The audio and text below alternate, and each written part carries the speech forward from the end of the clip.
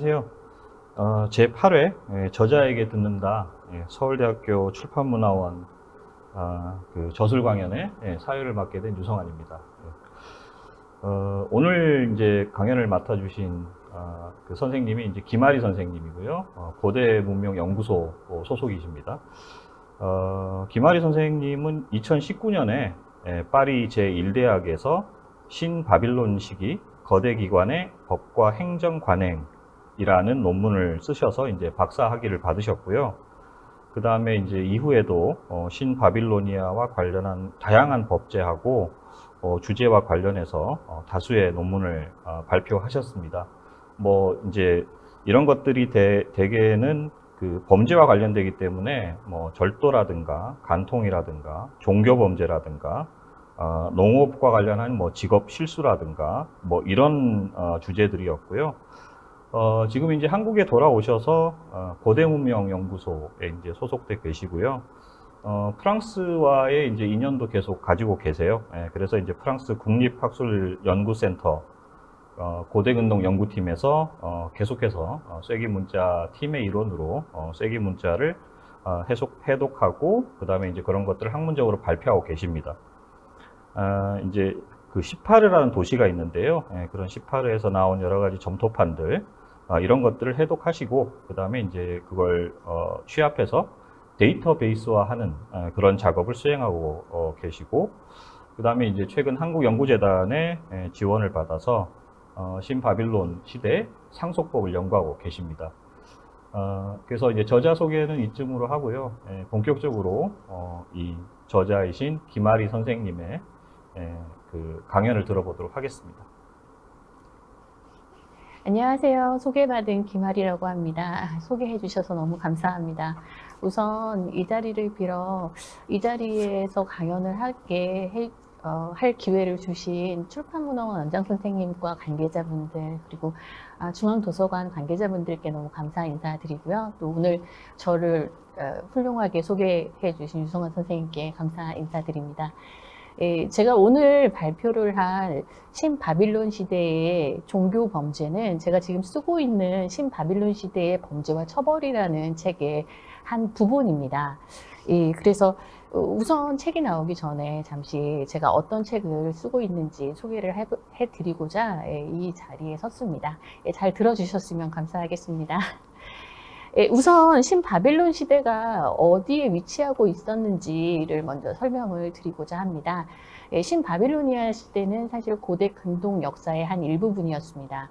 고대 근동 역사는 사람이 살기 시작한 지는 굉장히 오래됐지만 문명의 시작이라고 얘기를 하면 기원전 3,500년경을 이야기를 합니다. 왜냐하면 문명의 시작을 보통 여러 가지 요소로 책정을 하지만 문자가 그때쯤 이제 발명이 됐기 때문입니다. 그러고 난 다음에 이제 수메르 시대, 이제 초기 왕정 시대의 아카드 제국, 우르 3왕조, 그리고 함무라비와 그의 후계자들로 유명한 고대 바빌론 제국, 그다음에 카시트의 지배 시기, 그리고 신아시리아 제국 이후에 이 고대 근동 역사의 끝자락에 존재하는 것이 신바빌론 제국이었습니다. 신바빌론 제국 이후에 아케메니드 왕조가 있고 고대 근동의 역사는 기원전 331년에 마감이 됩니다. 왜 331년이냐고 사람들이 질문을 할 수도 있을 것 같은데요.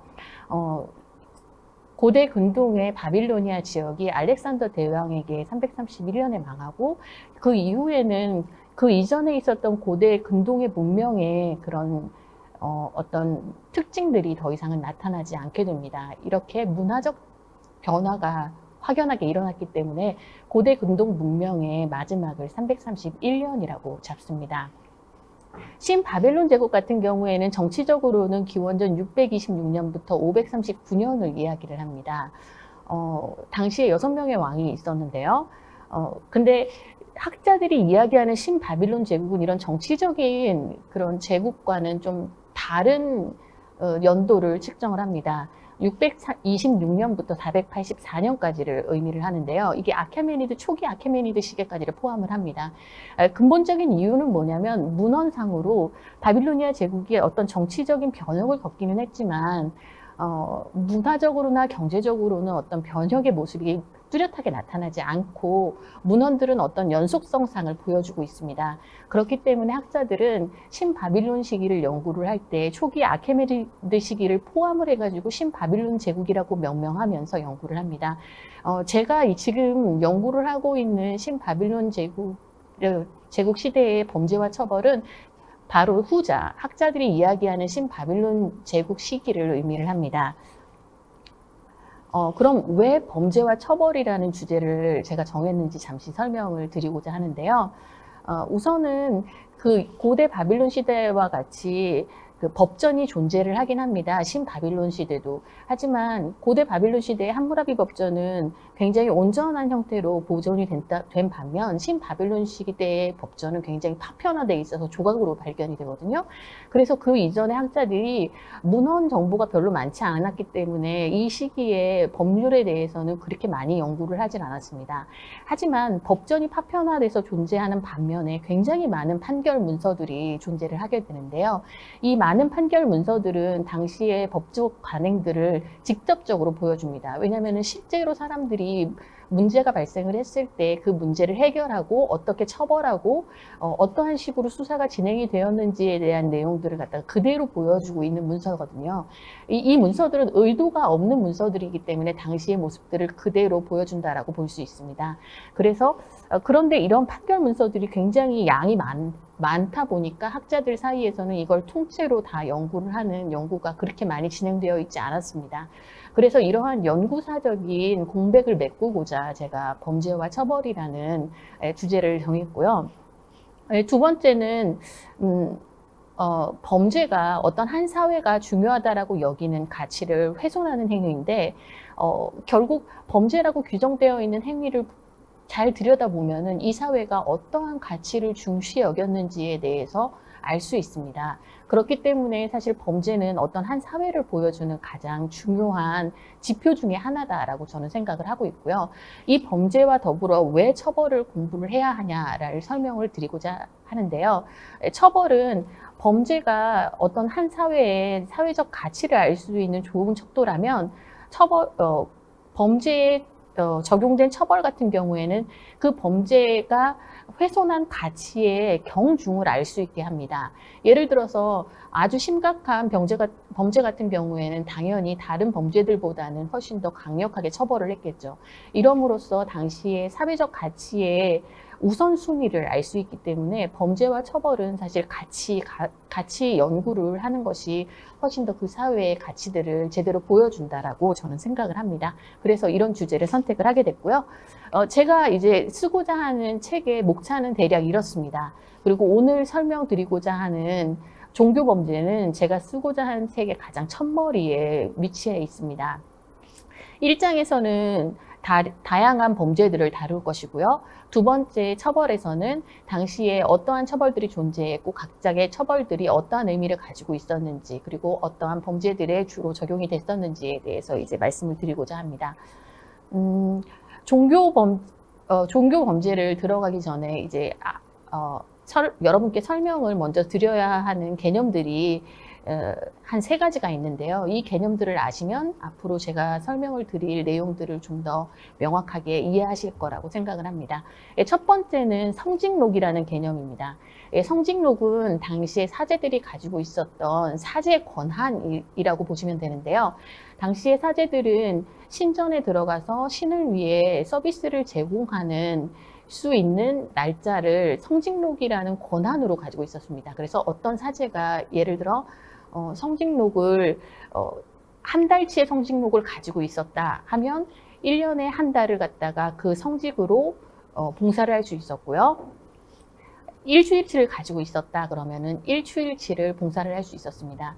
이 성직록을 가지고 있었다고만 해서 사실은 봉사를 할 수 있었던 게 아니라 그 이외에 다른 여러 가지 사제로서의 조건들이 존재를 했는데요. 그 부수적인 조건들은 앞으로 제가 이렇게 설명을 드릴 강의 내용에 좀 더 자세하게 나올 것입니다. 이 성직록은 당시에 재산처럼 여겨져서 상속이 되기도 하고 교환이 되기도 하고 판매가 되기도 합니다. 일반적으로 사람들이 생각을 하는 관념하고는 굉장히 달랐던 거죠. 두 번째로는 신들에 대한 관념입니다. 기독교의 영향으로 현대인들에게 신은 사실 전능하고 전지한 그런 이미지를 가지고 있습니다. 하지만 메소포타미아의 신들, 그러니까 고대 근동의 신들은 그 인간과 굉장히 유사한 모습을 가지고 있습니다. 물론 인간보다 훨씬 더 많은 것들을 알고 있었고, 물론 인간보다 훨씬 더 많은 능력을 가지고 있었습니다. 하지만 그들은 전지하거나 전능하지는 않았습니다. 그리고 신전은 우리가 지금 생각하는 교회나 예배당의 의미라기보다는 신이 살고 있는 집의 의미였습니다. 그렇기 때문에 신을 주신으로 모시는 신 이외에 그 주신과 관련된 다른 신들 역시도 같은 신전에 모셔지기도 했습니다. 우선 지금부터 제가 설명드릴 내용들은 법률 문서에 나와 있는 종교 범죄인데요. 총 11개의 종교 범죄를 다루는 문헌들이 있고, 이 문헌들의 내용들을 분석해서 보면은 총 7개의 종교 범죄가 나타나게 됩니다. 그래서 순서대로 이제 설명을 드리고자 하는데요. 첫 번째는 질 나쁜 성찬 음식을 제공하는 경우에 종교 범죄로 여겨졌다라는 겁니다. 이 내용과 관련 있는 문서들이 YOS 6222와 YNER 1-2입니다. 이 두 문서는 동일한 날에 쓰여져 있는데요. 동일한 날에 나부숨 리즈르라는 사람이 두 문서 사이에 존재를 하게 됩니다. 그래서 우리는 이 문서들이 두 연관이 있는 문서고 같은 사람에 대해서 이야기하는 것이다 라는 내용을 알 수 있습니다. 고대 근동에서 연구를 할 때 이런 연관된 문서가 굉장히 중요한데요. 왜냐하면 이 연관된 문서와 반대 개념이 고립된 문서인데, 고립된 문서는 문서 하나만 존재함으로써 그 문서 안에서의 내용을 제외하고는 다른 어떠한 내용도 유치할 수 없는 경우를 갖다가 고립된 문서라고 이야기를 합니다. 하지만 연관된 문서라 함은 이번 경우처럼 어떤 주인공이 한 사람이 동일한 문서에, 그러니까 다수의 문서에 동일하게 존재를 하게 되면 이 사람이 캐리어를 구성할 수 있다든지, 아니면 이 사람이 했던 행위들의 어떤 흔적들을 따라갈 수 있습니다. 그렇기 때문에 이 연관된 문서들을 찾아내는 작업이 중요하고, 그 연관된 문서 안에서 이야기를 재구성하는 것이 굉장히 중요한데요. YOS 622와 YNER 1-2는 바로 그런 연관 문서입니다.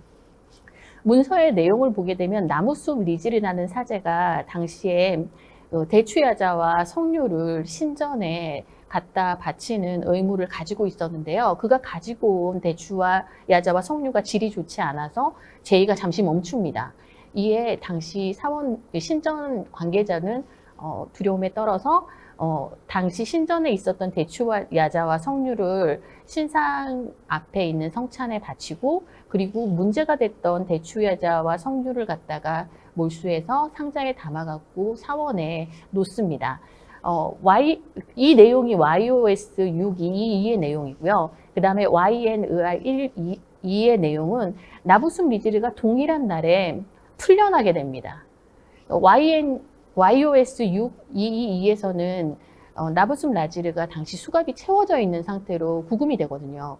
근데 구금이 됐음에도 불구하고 당일날 보증인 2명의 보증으로 풀려나게 되는데요. 이 보증인들이 나부숨 리즈르가 당시에 신전의 가장 높은 지위를 가지고 있었던 샤타무가 그를 소환하는 날 데리고 오지 않으면 은 6미나를 낼 것이다라고 보증을 서고 나부숨 리즈르를 풀어주게 됩니다. 당시에 이러한 보증은 범죄인이 저지르는 범죄의 크기만큼 보증 금액이 결정이 됐습니다. 그렇기 때문에 나부숨 리즈르가 저지르는 범죄가 은 6미나에 해당하는 범죄라는 것을 우리는 알 수 있는데요. 은 6미나는 당시 30년치 노동자의 봉급에 해당하는 굉장히 커다란 금액이었습니다. 그러므로 우리는 질 나쁜 성찬을 갖다 바치는 일이 당시에 굉장히 커다란 종교 범죄 중에 하나였다라는 것을 알 수 있습니다. 성찬에 대해서 잠시 설명을 드리고자 하면은, 당시의 신들은 인간과 같이 음식을 대접받았습니다. 고대 근동의 사람들은 인간의 모습으로 신을 생상을 했기 때문에 인간이 음식을 먹는 것처럼 신들 역시도 음식을 먹는다라고 생각을 했거든요. 그래서 신들에게는 크게 아침과 저녁 두 번에 걸쳐서 각각의 주식과 부식 총 4번의 식사가 제공이 됐습니다. 이 4번의 식사 중에 가장 성대하게 차려진 거는 저녁 주식이었고요. 신에게 바쳐져 있었던 성찬의 그 세부적인 내용들까지도 문헌에 그대로 적혀져 있을 만큼 당시 사람들은 이 성찬을 갖다가 준비하는 것에 굉장히 심혈을 기울였습니다. 당시 신에게 바쳐지는 성찬은 마치 왕에게 바쳐지는 성찬처럼 성대하고 거의 그 내용이 유사했는데요. 차이가 있었다면 왕의 성찬 같은 경우에는 테이블과 테이블 사이에 향이 피워졌다면 신들의 성찬 같은 경우에는 그런 향 이외에도 밀가루나 곡류들을 태워서 신에게 향을 바치는 그런 부수적인 행동들이 같이 들어가 있었습니다. 당시 성찬 같은 경우에는 다양한 이유로 중단이 될 수가 있었는데요. 예를 들면은 신상이 없어졌다든지 아니면은 정치적으로 분란이 일어났다든지 아니면은 그 자연재해가 일어났다든지 그리고 아니면은 행정적인 문제가 생겨갖고 제의가 멈춰질 수 있었습니다. 우리가 방금 본 케이스는 바로 행정적인 문제가 생겨갖고 성찬이 멈춰진 케이스였죠. 당시 상한 음식을 신에게 바친다는 것은 신을 노하게 할 만한 중대한 예의를 어긴 것이었습니다. 신이 노하면 어떤 일이 발생하느냐? 고대 근동 사람들은 여러 가지 재앙들을 생각을 했습니다. 예를 들어 병원 같은 경우에 신이 노하면 병이 생긴다, 전염병이 생긴다라고 생각을 했고요. 그렇기 때문에 전염병의 이름도 신의 이름을 따서 신의 손이다, 무슨 신의 손이다라는 이름을 가지는 경우가 굉장히 많았습니다. 그리고 자연재해가 일어나기도 하고 전쟁이 일어나기도 한다라고 생각을 했습니다. 아니면은 제국이 망한다고 생각을 했죠. 예를 들어서 아카드 제국이 멸망했던 여러 가지 이유들을 사람들이 생각을 했는데 그 중에 가장 대표적인 이유가 나람신이라는 왕이 당시의 신들에게 불경한 죄를 범했기 때문에 신이 노해서 제국이 멸망했다라고 생각을 했습니다. 그렇기 때문에 신의 비위를 맞추는 건 굉장히 중요한 일이었습니다. 그래서 상한 음식을 갖다가 제공하는 거는 아주 위험한 행동이었죠. 당시 사람들은 이러한 일이 발생하지 않게 하기 위해서 상한 음식이 쉬운 음식은 주위에서 상에 올렸고요. 그렇기 때문에 우유 같은 경우에는 아침에만 올리고 저녁에는 올리지 않았습니다. 이런 것은 단지 그 대추야자나 석류같이 과일에만 해당이 되는 것이 아니라 성찬 제물에 관련된 모든 것에 다 적용이 됐습니다. 그래서 제의가 멈추면 안 되고 성찬의 질이 좋아야 한다라는 문구가 보증 문구로 굉장히 많이 여러 문서에서 나타나는데 특히 행정 문서에서 굉장히 많이 나타납니다. 어떤 문서에서 가장 많이 나타나냐면 계약서에서 많이 나타나는데요. 행정문서에서도 당시의 성직록자는 여러 가지 이유로 인해서 자신에게 주어진 성직록의 일을 행하지 못하는 경우가 있었습니다. 그랬을 때는 자신을 대신해서 성직을 행할 수 있는 하청업자를 들여갖고 계약서를 맺은 다음에 자신을 대신해서 성직록의 서비스를 제공하도록 했는데요. 그런 계약서에는 거의 어김없이 제의를 멈추면 안 되고 재물의 질이 좋아야 한다라는 보증 문구가 들어갑니다. 근데 보증 문구 같은 경우에는 보증이 지켜지지 않을 경우에는 거기에 해당하는 보상을 해야 되기 때문에 처벌 문구다라고 이야기를 할 수도 있습니다. 그런 대표적인 예가 VS6173인데요. 이 계약서는 성직록자와 하청업자 사이에서 이루어진 것이고 특히 곡물가루 성직과 관련돼서 당시에 사원에서 비트캐티라는 창고에서 곡류를 받아다가 밀가루를 갈아서 사원에 제공해야 한다라는 내용을 담고 있고요. 이 계약서에도 어김없이 대의는 멈추면 안 되고 재물의 질은 좋아야 한다라는 내용을 담고 있습니다.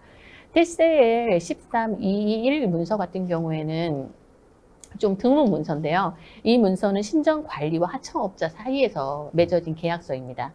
아마도 성직록이 당시에 신전에 몰수되었거나 아니면 신전이 성직록을 구매해가지고 이런 일이 발생했을 거라고 사람들은 생각을 하는데요. 당시에 제빵사와 관련된 성직록을 신전 관리가 가지고 있었고 그렇기 때문에 그 일을 행할 수 있는 하청업자를 구해서 빵과 타카수 과자를 갖다가 만들도록 했습니다. 근데 거기에서도 특이하게 처벌 문구가 들어가는데, 만약 제의가 멈추고 재물의 질이 좋지 않으면은 하청업자가 신정관리가 정하는 처벌을, 보상을 반드시 해야 된다라는 문구가 나와 있습니다. 이럼으로써 당시에 성찬 재물에 관련된 의무는 언제나 제의는 멈추면 안 되고 재물의 질은 좋아야 한다라는 의무가 존재했음을 우리는 확인할 수가 있습니다. 두 번째 종교 범죄는 성찬 음식물 절도입니다. 이 이야기를 전하는 문서는 PTS 2185인데요. 이 문서에서 나딘 아히라는 사람이 비트 아키투라는 신전에서 우르게 여주인에게, 이제 우르게 여주인은 여신의 이름인데요. 우르게 여주인에게 올려진 오리를 훔쳤다가 잡혀와서 감옥에 투옥되었는데요. 투옥을 하다가 탈옥을 하면서 간수를 죽이고, 그 다음에 사다리를 타고 건물 위로 도주를 하다가 건물 옥상에서 떨어져 갖고 엉덩이뼈가 깨집니다. 근데 엉덩이뼈가 깨지면 이제 감옥에 구금이 돼야지 되는데, 상처가 난 상태에서는 당시의 감옥은 반드시 밀가루를 갈아야 되는 강제 노동이 같이 동반된 장소였거든요. 그렇기 때문에 이런 강제 노동을 할 수 없고 사람이 구금만 되어 있어야 하는 상황이었기 때문에 2명의 사람이 보증을 섭니다. 그가 다 나을 때까지 우리가 보살피고, 만약에 그가 다 나으면 다시 신전의 감옥에 그를 갖다가 다시 구금하도록 돌려보내주겠다 하면서 보증금 은 12미나를 내겁니다. 당시 12미나는 아까 전에 말씀드렸던 은 6미나의 2배에 해당하는 아주 커다란 금액이었고, 노동자의 60년치 임금이었습니다. 당시 나딘 아히가 저지른 죄목은 크게 3개인데요. 첫 번째는 우리가 방금 말씀드렸던 성찬 음식 절도이고요. 두 번째는 선택받지 못한 자가 신 앞에 나간 죄를 저질렀고, 세 번째는 이제 간수를 살해했습니다. 이 제목, 3가지 제목을 토탈해가지고 보증금이 은 12미나이기 때문에 엄밀히 말하면 정확히 각각의 범죄에 얼만큼의 금액이 부과되는지는 안타깝게도 알 수가 없습니다. 하지만 적어도 그가 저지른 죄가 굉장히 커다란 죄였다라는 것은 확실하죠. 당시의 신상은 살아있는 신의 현현으로 여겨졌습니다. 그래서 신상을 만드는 장인들은 자신들이 신상을 만든다라고 생각을 하지 않고 자신을 통해서 애아신이 신상을 만든다라고 생각을 했습니다. 이거는 고대 근동 사람들이 가지고 있었던 대표적인 종교관과 그대로 연결이 되는데요. 각각의 신들은 자신이 특정하게 잘하는 영역들이 있었고, 그 영역에 종사하는 사람들은 그 신들의 영감으로서 자신들이 일을 한다라고 생각을 했습니다. 현대에 오게 되면 예술품은 예술가에게 속해 있지만 당시에는 그렇지 않았습니다. 영감을 불어넣는 건 신성이라고 생각을 했죠. 그래서 이렇게 살아있는 신 앞에 앞에서 음식물을 제공할 수 있는 사람, 아니면 노래를 부를 수 있는 사람, 제의에 참여할 수 있는 사람은 제한되어 있었습니다. 어떤 사람들이 그러면은 이런 사람들이었냐? 선택된 사제들이었습니다. 선택된 사제들은 일반 사제들 중에서도 선택이 되는 사람들이었는데요. 일반 사제가 되는 것도 굉장히 어려운 일이었습니다. 사제로 입문하기 위한 조건들을 4가지를 제가 적어놨는데요. 우선 첫 번째로는 제가 말씀드렸던 성직목을 소유하고 있어야 했습니다. 그리고 두 번째로는 아버지의 가문이 유력한 가문이어야 했습니다. 대대로 신을 위해서 일을 하는 그런 사람이어야 했고요. 그리고 세 번째는 어머니가 정결한 사람이어야 했고, 그리고 4번째는 신체적 도덕적으로 문제가 없는 사람이어야 했습니다. 그래서 당시에 평판도 굉장히 중요했고, 그 신체적으로 어떤 얼굴이 양쪽이 비대칭이라든지 장애가 있다든지 상처가 있다든지 하면은 사제가 될 수가 없었습니다. 그리고 도덕적인 문제는 어느 정도까지 사람들이 검열을 했었냐면, 당시에는 약간의 그런 도덕적 문제를 일으킨 사람들의 내용들을 적은 파일 같은 것이 있었다라고 사람들이 생각을 합니다. 왜냐하면 문헌에서 그런 파일들을 조사를 해갖고 그가 사제의 직으로 적당한지 안 적당한지를 갖다가 논의를 하는 내용들이 그대로 나오거든요. 그러고 난 다음에 이제 왕가의 임명을 받아서 사제가 됩니다. 당시의 신전은 3중 구조로 이루어져 있었습니다. 왼쪽에 보시는 그 신전이 신바벨론 시대에 우르게 있었던 에안나 사원인데요. 에안나 사원은 3중 구조로 되어 있었습니다. 각각의 구조들은 벽으로 나누어져 있었고요. 첫 번째 구역 같은 경우에는 일반 사람들도 깨끗한 옷을 입고 정결하게 하고 들어올 수 있는 곳이었다면, 두 번째 안뜰 같은 경우에는 사제로 입문한 사람들만이 들어갈 수 있었습니다. 그리고 세 번째, 바로 신이 모셔져 있는 셀라 같은 경우에는 선택된 사제들만이 들어갈 수 있었습니다. 근데 이러한 관념은 사실은 바빌로니아 시기에만 존재했던 것이 아닙니다. 그 이후 시대에 바로 옆에 있었던 이스라엘에서도 그대로 존재를 했던 것으로 보이는데요. 예를 들어 제3신전이라고 얘기를 하는 헤롯의 신전 같은 경우에는 당시에 외국인의 뜰과 유대인 여자의 뜰, 그 다음에 유대인 남자의 뜰, 제사장의 뜰로 공간이 구획이 되어 있었고, 각각의 구획된 공간들 안에는 들어갈 수 있는 사람들이 이렇게 한정되어 있었습니다. 각각의 구획에 들어갈 수 있는 사람들이 자신의 신분에 적합하지 않은 장소에 들어가게 되면 문제가 아주 크게 발생을 하게 되는데요. 예를 들어서 유대인 여자의 뜰과 이방인 뜰 사이에 담이 있었는데, 그게 1.3m 정도 되는 아주 높은 담이, 사람 키 정도 되는 담이었는데, 이 담에는 헬라어와 라틴어로 이방인이 들어오면 누구든지 그의 신분을 막론하고 자기 죽음에 책임을 져야 한다라는 글구가 적혀져 있었고요. 이거는 당시의 로마 시민에게도 그대로 적용이 됐습니다. 그래서 로마 시민권을 가지고 있다고 하더라도 이러한 규칙을 지키지 않았을 경우에는 처벌을 받았고, 이건 성서의 사도행전 21장 19절에 나와 있는 문구와 그대로 연관이 됩니다. 사도 바울이 드로비모를 갖다가, 에베소 사람 이방인을 갖다가 신전 안뜰로 들어왔다라고 얘기해서 유대인들이 화가 나가지고 그들을 죽이려고 하거든요. 바로 이 규칙을 어겼기 때문에 그런 일이 발생을 했던 것입니다. 유대인들한테는 당시에는 상상도 할 수 없는 커다란 문화적 충격이었을 수 있습니다. 근데 이렇게 각각의 뜰이 담으로 둘러싸여 있었고, 각각의 뜰의 담의 문으로만 들어갈 수 있었다면 나디나기는 어떻게 성찬의 오리를 훔쳤을까요? 그거는 그가 오리를 훔친 게 이런 도시 중앙에 있는 거대 사원의 성찬이 아니라 도시 외곽에 있는 비트 아키투라는 신전의 성찬의 오리를 훔쳤기 때문입니다. 비트 아키투는 당시에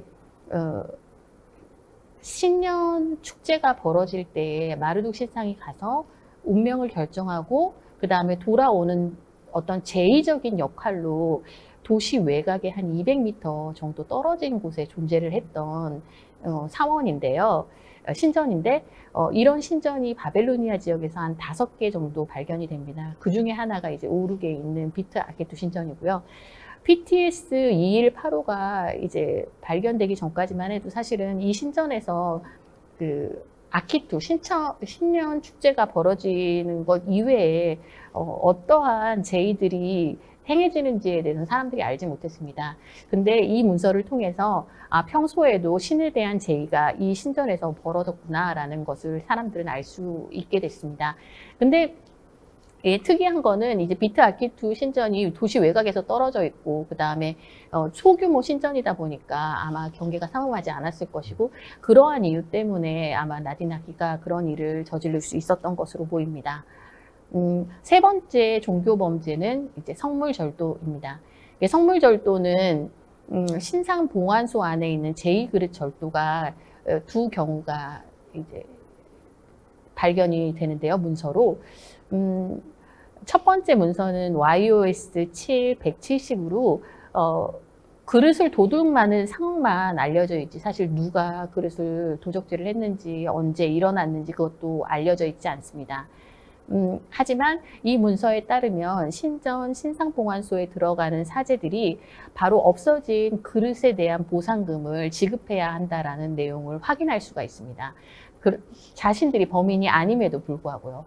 그러니까 당시에 신전에 들어가는 사제들은 신상봉안소 안에 있는 성물에 대한 일종의 어떤 의무를 그대로 가지고 있었다라는 것을 확인할 수가 있습니다.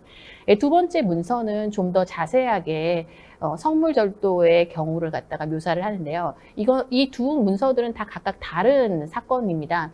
두 번째 문서 같은 경우에는 당시에 성수살폭이라고 얘기하죠. 성수살폭이 그러니까 물을 뿌리는 그릇과 그다음에 물을 씻는 그릇들이 도난을 당합니다. 도난을 당하자 신전에 있었던 당시 신전 당국자들은 가장 먼저 사제들을 불러와서 신문 작업을 벌입니다. 너희들 중에 누가 가장 요즘에 행실이 안 좋았냐. 그러자 신전에 들어가는 사제들이 당시에 행실이 안 좋았던 이띤 나부가 카바레에 들락거린다라는 이야기를 합니다. 그리고 그들의 그 짐작과 맞아떨어져서 사실은 이딘 나부가 절도를 했던 것으로 밝혀졌고요. 이딘 나부가 절도했던 절도물을 가지고 다른 도시로 도망을 가자 이들을 갖다가 선택된 사제들이 쫓아가서 그를 잡아다가 절도물과 함께 에안나 사원으로 그대로 가지고 옵니다. 결국 이 내용을 종합해서 보게 되면은 당시에 선택된 사제들은 성물이 없어졌을 때 그것을 보상해야 하는 의무와 성물이 없어졌을 때 그것을 찾아와야 하는 의무, 그리고 가장 먼저 신문당했다라는 것을 알 수가 있습니다. 그러니까 일종의 권리인 측면도 있지만 의무인 측면도 있는 거죠. 그러면은 여기서 말한 비트 사비티, 카바레란 어떤 곳인가에 대해서 잠시 설명을 드리고자 하는데요. 왜 신문 과정 중에 행실이 안 좋았는데 카바레가 나왔나? 그러니까 당시에 카바레는 정치적으로 굉장히 위험한 공간이라고 사람들이 생각을 했습니다. 문화적으로도 위험하고요. 그래서 사원 같은 경우에는 자신의 그 복속된 사람들이 카바레에 들락거리는 걸 굉장히 안 좋아해서 카바레에 들락거렸던 그 사원 노예를 갖다가 처벌하는 내용이 나오거든요. 주의를 주는 내용이 나옵니다. 그리고 함무라비 법전을 보게 되면은 고대 바벨론 시기에서도 카바레는 동일하게 그런 의미를 가지고 있었다라는 것을 알 수가 있는데요. 함무라비 법전에서는 왕에 대해서 나쁜 이야기를 하는 사람들이 카바레에 있으면 신고할 의무가 카바레의 주인에게 있었습니다. 그러니까 함무라비 대왕 시대에 권력을 가진 사람들은 카바레가 정치적으로 굉장히 위험한 곳이었다라고 생각을 했던 거죠. 그럼 카바레를 운영하는 주인들은 어떤 사람들이었을까? 엄밀히 말하면 이거에 대한 사회적인 연구가 진행되지는 않았는데요. 제가 생각하기에는 사회적으로 열악한 위치에 있는 사람이 아니었을까라는 생각을 하게 됩니다. 왜냐면은 신바벨론 시대에 카바레 주인으로 나오는 사람의 이름이 개의 입에서 건져낸 자다라는 의미를 가진 이름을 가진 사람이 카바레의 주인인데요. 보통 이런 이름은 당시에 길에서 주워서 길렀던 업동이에게 주어진 이름이었습니다. 왜냐하면 당시에는 길가에 개들이 많이 돌아다녔고요. 그냥 길가에 내던져 쳐진 아이들 같은 경우에는 이런 개들의 어떤 피해자가 되는 경우가 굉장히 많이 있었습니다. 그렇기 때문에 업동이들에게 이런 이름을 주어지는 경우가 많았고, 그래서 아마도 카바레 주인은 사회적으로 열악한 위치에 놓여 있었던 사람이 아니었나라는 생각을 합니다. 그리고 당시에 카바레에는 맥주를 만들어 팔았습니다. 맥주는 어떤 식으로 팔았느냐면 땅을 파가지고 항아리를 담그고 그 다음에 입구를 갖다가 땅 위에 내서 그 위에 갈대 빨대를 얹어갖고 마시는 방식으로 사람들이 맥주를 마셨고 판매를 했고요. 당시에 그 카바레에 침대가 들어갔다라는 것으로 보아서 사람들은 매춘을 하는 곳이 카바레에 였지 않았나라는 이야기를 합니다. 신상 봉안실의 그릇들에 대해서 잠시 설명을 드리고자 하는데요. 이게 성물 절도 중에 이제 두 케이스가 다 신상 봉안실에 있는 그릇들을 이야기를 하는데, 왕가의 그릇들도 굉장히 럭셔리한 그릇들이었거든요. 당시에는 금은 보화로 치장이 되어 있었고, 왕가의 컵들 같은 경우에는 이제 동물의 머리 모양이나 이런 식으로 굉장히 정교하게 굉장히 잘 만들어진 그릇들이었습니다. 그런 왕가의 그릇들과 마찬가지로 신상 봉안실에 들어가 있었던 그릇들도 금은보화로 만들어졌는데, 이런 금은보화로 만들어진 신상 봉안실의 그릇들은 다른 이스라엘에서도 동일하게 그런 문화를 찾아볼 수 있습니다. 그래서 성서에 보게 되면은 남유다가 느부갓네살 왕에게 침공을 당했을 때 느부갓네살 왕이 신전에 보관되어 있었던 귀중한 그릇들을 갖다가 여호와긴 왕과 함께 바벨론으로 옮겨갔다라는 내용이 나오는데요. 당시의 그릇들이 그냥 일반 그릇이 아니라 금은 보화로 만들어진 귀중한 보물들이었기 때문에 사실 이런 일들이 벌어진 게 된 것입니다. 다른 시기의 문헌들의 증언들을 보게 되면은 당시에 이런 성물들의 절도들이 어떠한 처벌을 내려졌는지가 짐작을 할 수 있습니다. 왜냐하면 지금 말씀드린 두 문서들은 당시에 이런 성물들이 절도가 됐을 때 어떤 사람들이 의심을 받았고 어떠한 방식으로 판결들이 판결의 과정들을 설명을 하고 있기는 하지만 이 사람들에게 실제로 내려졌던 처벌에 대해서는 엄밀히 말하면 아무 얘기도 하지 않고 있거든요. 함무라비 법전 6조와 8조를 보게 되면은 둘 다 왕과 신에 관련된 재물들의 절도가 나옵니다. 근데 재미있는 거는 6조와 8조가 각각 처벌이 다릅니다. 6조 같은 경우에는 처벌이 사형이라면 8조 같은 경우에는 30배로 내는 처벌을 내리게 되는데요.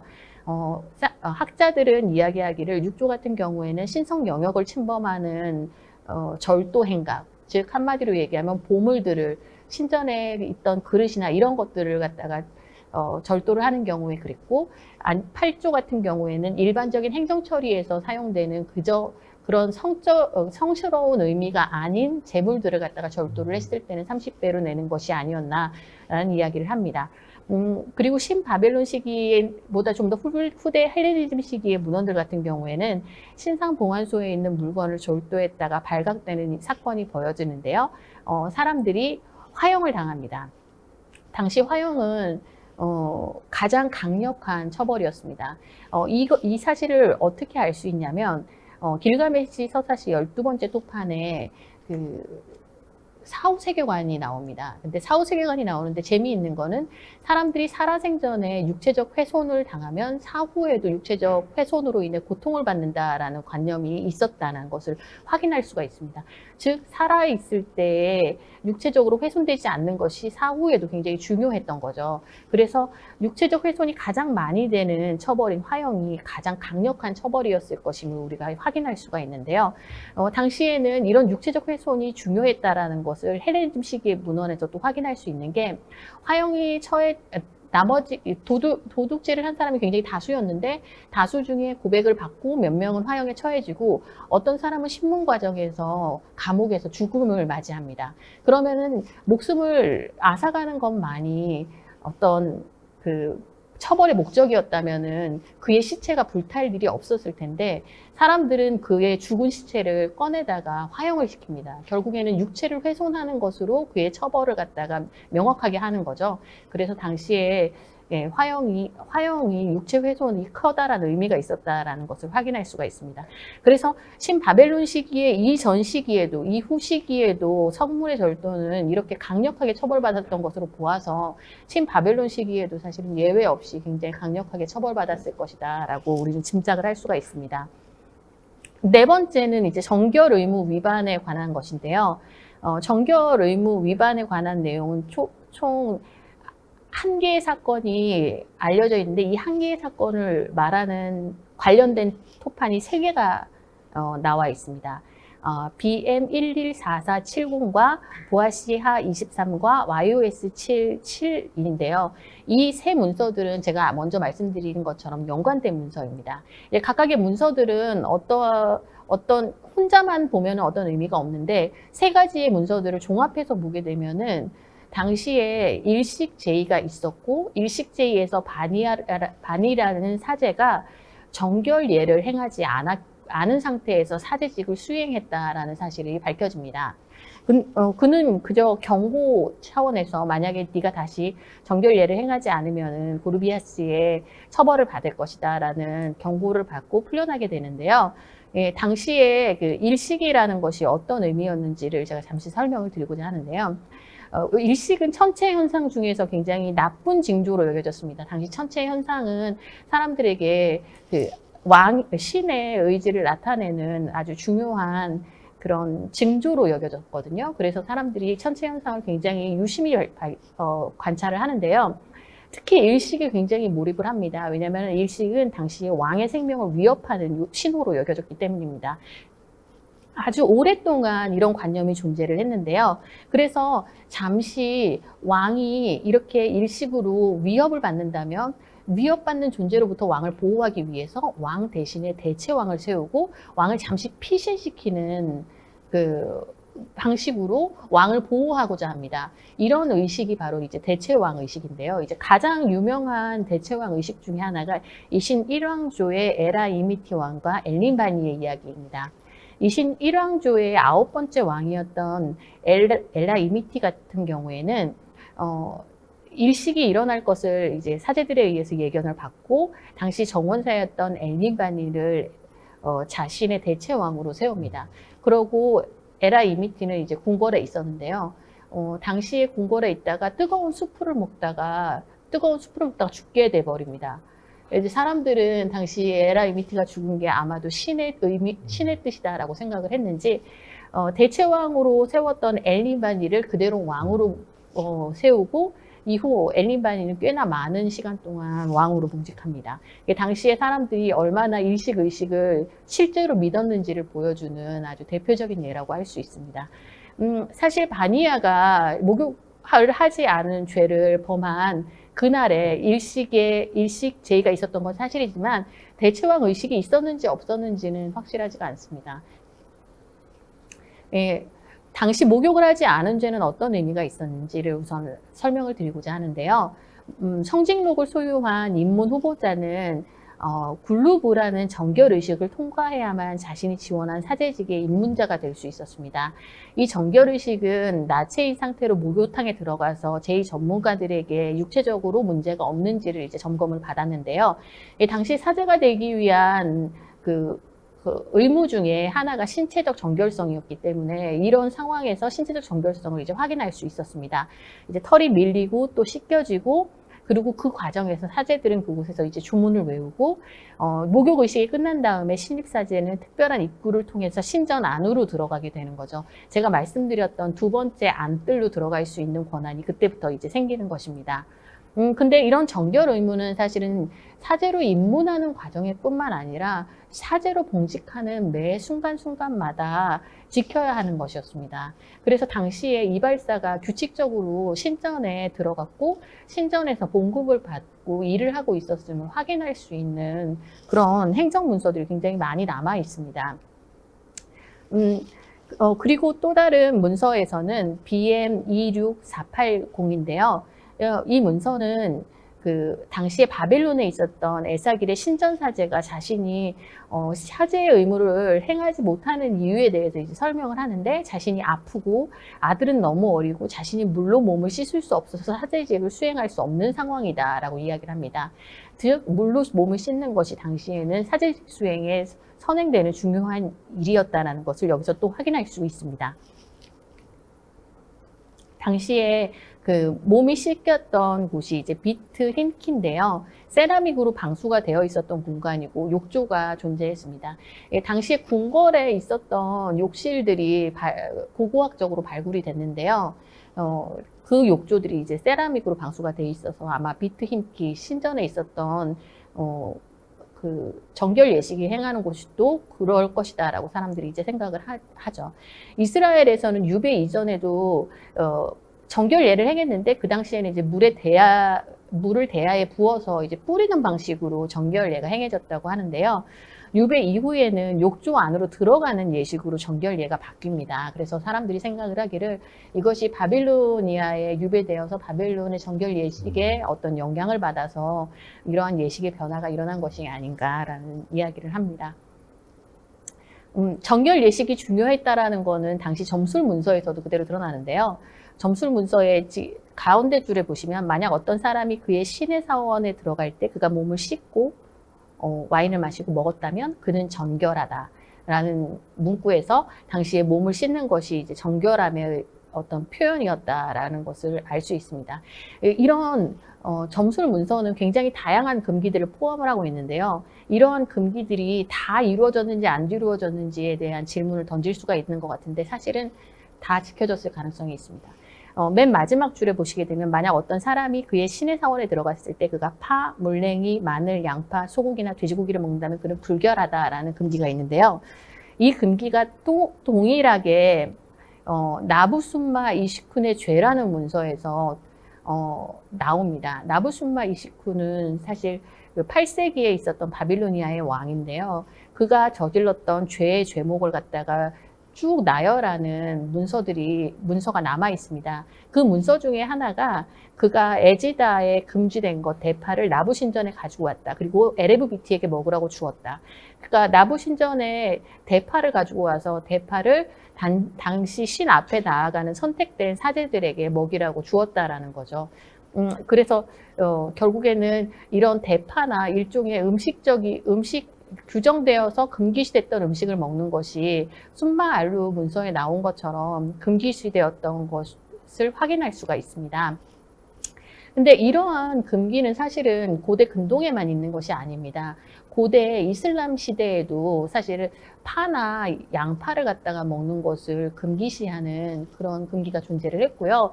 불교에도 오신채라 그래갖고 이런 것을 금기시하는 오신채를 금기시하는 그런 음식 금기가 있는데요. 오신채가 금기시되는 이유 중에 두 가지가 있습니다. 이게 하나는 음욕을 일으킨다. 그리고 또 다른 하나는 근본설 일체 유부 비나야 잡사 이곳에 나온대요.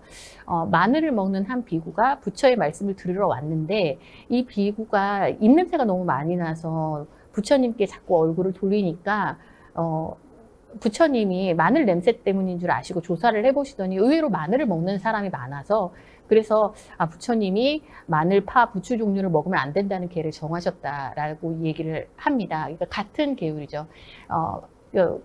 반대투혼이라는 종교학자가 이런 이야기를 합니다. 그 종교 금기를 두 가지로 나눌 수가 있는데 한 가지는 예의적 금기, 그러니까 도덕적 금기이고 하나는 예의적 금기다. 그래서 도덕적 금기는 우리가 흔히 말하는 게 도덕률인 거고 또 다른 하나는 예의적 측면이라는 거죠.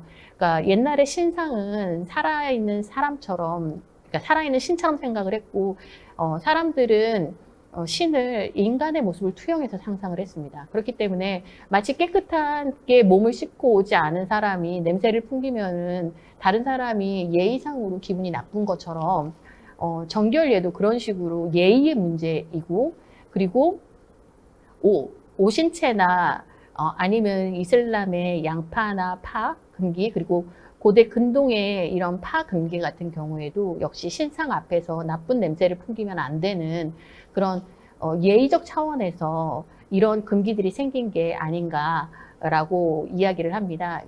사실은 굉장히 설득력이 있는 설명이고요. 모든 금기들을 다 이 두 종류로 나눌 수는 없지만 굉장히 많은 종류의 금기들이 이 두 종류, 도덕적인 부분과 그 다음에 예의적 측면에서 이해할 수 있는 부분입니다.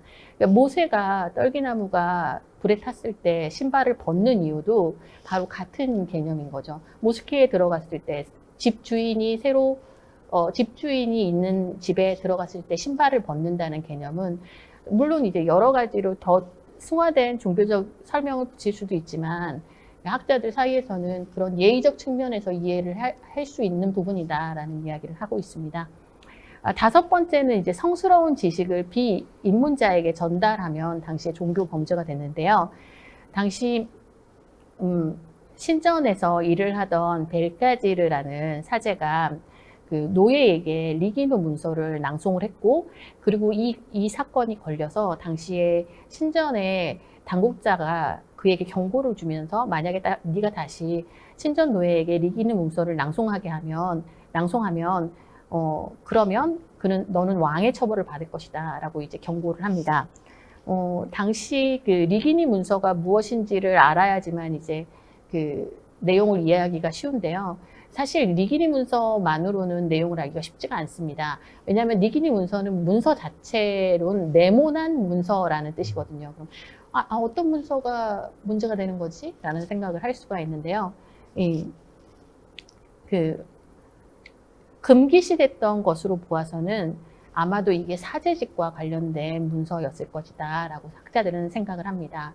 왜냐하면 사제 문서에서는 입문자에게만 보여줄 것이다 라는 금기가 굉장히 많이 발견이 됩니다. 그리고 이런 금기들은 칼루 사제 문서, 퇴마사 문서, 제2문서에서 굉장히 동시에 다 발견이 되고요. 이런 문서들은 사실은 당시에 필경사들이 공부를 했던 문서와는 굉장히 다른 문서들이었습니다. 필경사는 필경사가 되기 위해서 공부를 하고 그리고 일정한 수준이 되면은 필경사가 됐습니다. 그러니까 먼저 지식을 습득해야지만 필경사가 될 수 있었죠. 하지만 사제들 같은 경우에는 자신이 육체적으로 완벽하고 아버지와 어머니가 정결하고 좋은 집안에서 태어나고 성직록을 가지고 있고 이래서 사제가 된 이후에만 사제가 볼 수 있는 이런 사제 문서에 접근할 수 있었습니다. 그렇기 때문에 여기서 문제가 되는 문서들이 바로 사제와 관련된 문서들이었다는 걸 확인할 수가 있는데요. 낭송하는 게 왜 문제가 되냐? 당시에 그 낭송한다라는 표현은 리기니는 이제 문서, 네모난 문서를 얘기하고 캬부는 이제 말하다, 슈카부는 말하게 하다라는 의미인데요. 그래서 가르치다, 배우다라는 의미가 있는 숭어입니다. 왜냐하면 낭독한다라는 게 당시에는 묵독이라는 개념이 없었습니다. 굉장히 현대적 개념이고요. 그래서 배우는 모든 과정은 전부 다 입으로 내서 글을 읽고 입으로 외워서 낭송을 하는 것이었기 때문에 말하다, 낭독하다라는 것이 가르치다, 배우다라는 의미를 가지고 있습니다. 그렇기 때문에 이 사제가 결국에는 그 사원 노예에게 그런 사제의 문서를 가르치면 안 된다라는 의미를 이 문서는 나타내고 있는 것입니다. 6번째 제목은 선택받지 못한 자가 신 앞에 선 내용입니다. YOS 720 문서가 그 내용을 이야기하고 있는데요. 이 문서와 또 하나의 문서, 제가 아까 전에 말씀드렸던 성찬의 오리를 훔친 문서도 똑같은 개념인데요. 당시에는 제가 말씀드렸던 것과 같이 신전이 삼중구조로 되어 있었고 이 삼중구조 안에서 가장 내밀한 곳에 신 앞에 들어갈 수 있는 사람은 선택된 사제들이었습니다. 하지만 선택되지 않은 사람이 신 앞에 서게 되면 신이 노할 수도 있었는데요. YOS 720 같은 경우에는 당시 사원 노예로 일하고 있었던 나치루가 우르게에서 축제가 벌어졌는데 이 축제를 위해서 당시에 그 바빌론 에사길 신전의 신상과 보르시파 에지다 신전의 신상들이 이제 우르게 잠시 이동이 된 사건이 있습니다. 그 상황에서 이제 이 신들 앞에 나아가게 된 거죠. 아마 호기심 때문이었을 거다라는 생각을 하게 되는데요. 당시의 신상은 그 정치적인 목적으로 이렇게 이동을 하는 경우가 굉장히 많았습니다. 축제 기간에. 근데 어떻게 그러면은 사원 노예가 이런 신상 앞에 쉽게 접근할 수 있었는지는 당시의 제2문서를 보면 이해하기가 쉽습니다. LKU 51 제2문서 같은 경우에는 아까 전에 그 나치루가 신상 앞에 나간 바로 동일한 시간에 우쭈루 아마루 여신과 우루카이아 여신이 비트힐치를 나와야 한다라는 제의 문구가 나옵니다. 그래서 당시에는 아마 이런 제의를 위해서 이 시간에 문이 열려져 있었고 그렇기 때문에 잠시 문지기로 복무를 하고 있었던 나치루가 신상에 접근할 수 있었던 것으로 보여집니다. 근데 안타깝게도 나치루가 정확하게 어떤 처벌을 받았는지는 알 수 없습니다. 문서는 그가 했던 행동이 문제가 돼가지고 사람들 앞에 서서 판결을 받아야 하는 상황에 놓여 있다는 것만을 이야기하고 있기 때문입니다. 7번째는 이제 병에 걸린 사람이 제2의 의무를 행하는 것인데요. 이 문서는 고발자의 이름은 이야기하지 않습니다. 하지만 누군가가 에바바르 신전의 키프 공무원에게 샤마슈의 어부들과 물고기를 잡던 슐라이아가 셰우를 가지고 있었다라고 주장을 합니다. 그리고 셰우를 손에 가지고 있었기 때문에 슐라이아가 성찬을 가지고 오는 데는 적합하지 않다라고 얘기를 하고요. 그렇기 때문에 당시에 이 이 사건을 접수받았던 키프 공무원은 상부 사제와 함께 당시 선택된 사제들과 그 선택된 사제 밑에 있었던 사제들을 다 모아서는 너희가 혹시 슐라이아가 셰후가 가지고 있었는지 받는지 안 받는지를 갖다가 물어보고 그 내용을 선서를 하게 합니다. 그리고 거기에서 그치지 않고 슐라이아의 옆집에 살고 있던 사람들을 다 조사를 해가지고 동일한 질문을 던지고 선서를 하게 합니다. 이로써 당시에 슐라이아가 셰후를 가지고 있었던 굉장히 커다란 문제였고, 이 문제를 사원 당국에서는 간과하지 않고 굉장히 면밀하게 자세히 조사를 했다라는 것을 확인할 수가 있는데요. 이 셰후가 무엇인지에 대해서는 학자들이 확실하게 이야기할 수는 없습니다. 왜냐하면 이 단어 자체가 굉장히 다른 문헌에서 많이 나오지 않는 단어이기 때문입니다. 하지만 셰후와 같이 사용된 동사가 샤바투 동사고, 샤바투 동사는 흔히 병에 걸렸을 때 많이 사용되는 동사이기 때문에 셰후가 병이고 그 다음에 손에 있었던 것을 사람들이 확인할 수 있었던 것으로 보아서는 피부병의 일종이 아니었을까라는 생각을 하게 됩니다. 당시에 사제직을 수행하는 사람은 병에 걸리면 안 됐었고요. 특히 피부병은 굉장히 안 좋게 여겨졌습니다. 나병 같은 병에 걸리면 신전에서 퇴출은 당연하게 여겨졌고요.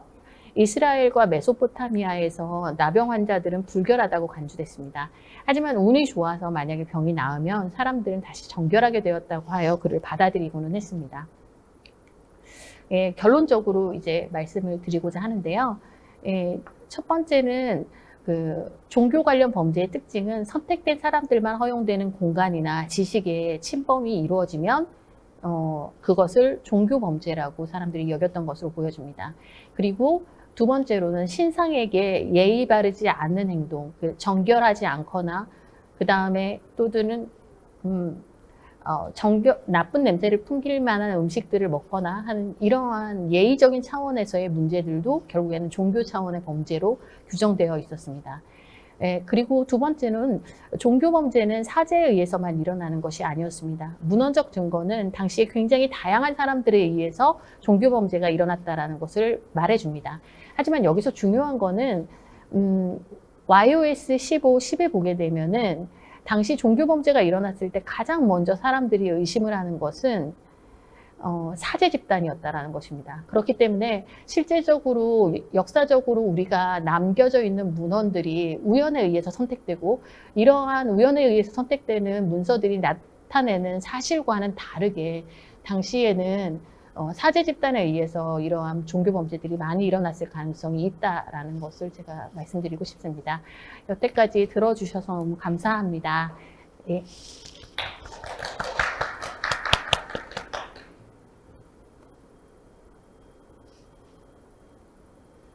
자, 그럼 강의 1시간 동안 열정적으로 해주신 우리 김아리 선생님께 감사드립니다. 예, 수고하셨습니다. 감사합니다. 예, 물 좀 드시고요. 네. 이어서 질의응답으로 넘어가도록 하겠습니다.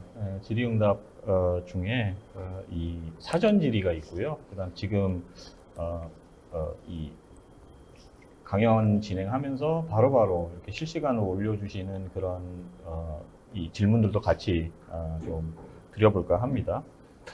일단 오늘 설명해 주신 부분이 이제 종교 관련 범죄이기 때문에 종교와 관련된 그런 질문들, 이것부터 이제 먼저 드리도록 하겠습니다. 김아리 선생님 강연을 이제 들어보니까 제 전공이 이집트하고도 비슷한 점이 굉장히 많고요. 뭐 이제 다른 점도 많은데 비슷한 점이 훨씬 많은 것 같습니다. 그래서 보면은 이 기본적으로 종교와 관련해서 뭐 종교의 교리라든가 뭐 이런 것과 관련된 범죄보다는 종교의 절차라든가 그 다음에 뭐 정결한가 아닌가에 대한 문제, 뭐 이런 것에 대한 범죄, 아니면 뭐 그냥 일반적인 절도가 이제 신성한 장소에서 일어나는 범죄, 이런 것들이 이제 훨씬 많은 것 같은데요. 종교 범죄와 관련해서 질문해 주신 것 중에서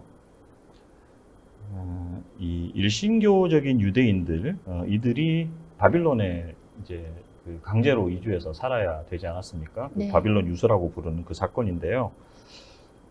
이때 이제 일신교적인 유대인들의 사상과 다신교 기반의 신바빌론 사상이 이제 충돌했을 것으로 예상이 된다.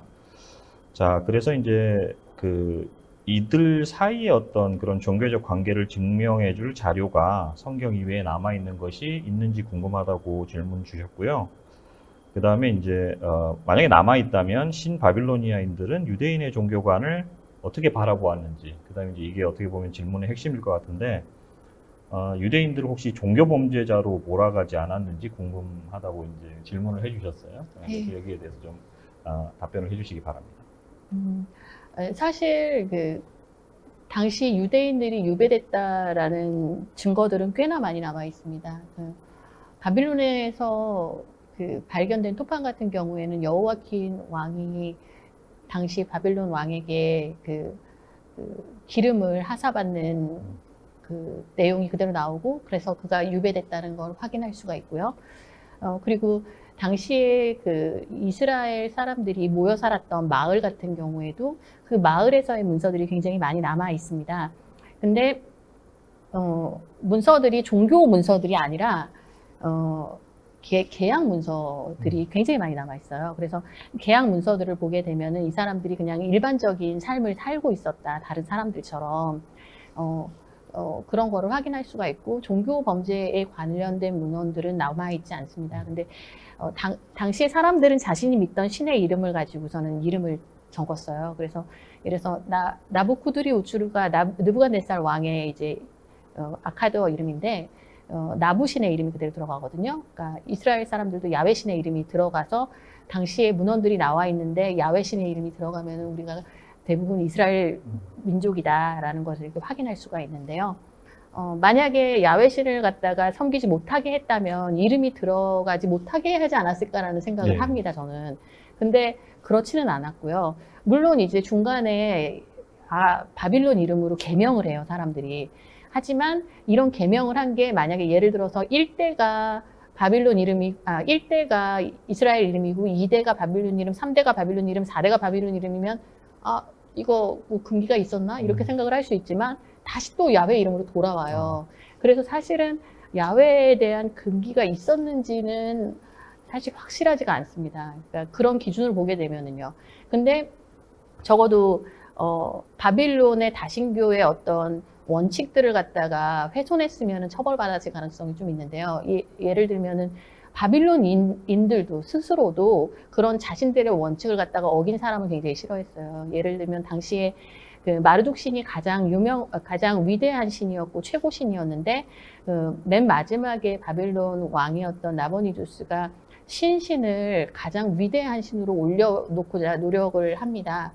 그렇기 때문에 사실은 나보니두스가 왕권을 잃고 난 다음에, 물론 이제 맨 마지막 왕이었기 때문에 그렇게 안 좋게 평가를 하는지는 모르지만, 당시에 사람들이 그가 그랬기 때문에 결국에는 문제가 발생했다, 이렇게 생각을 하거든요.